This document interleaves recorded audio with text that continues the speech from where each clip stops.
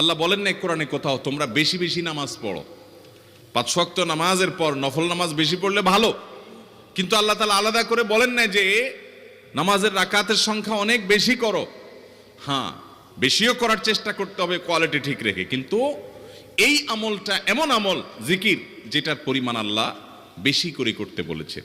আল্লাহ তাআলা অন্য আয়াতে বলেছেন ওয়াজকুর রাব্বাকা কাসীরা, তুমি তোমার রবের জিকির বেশি পরিমাণে করো।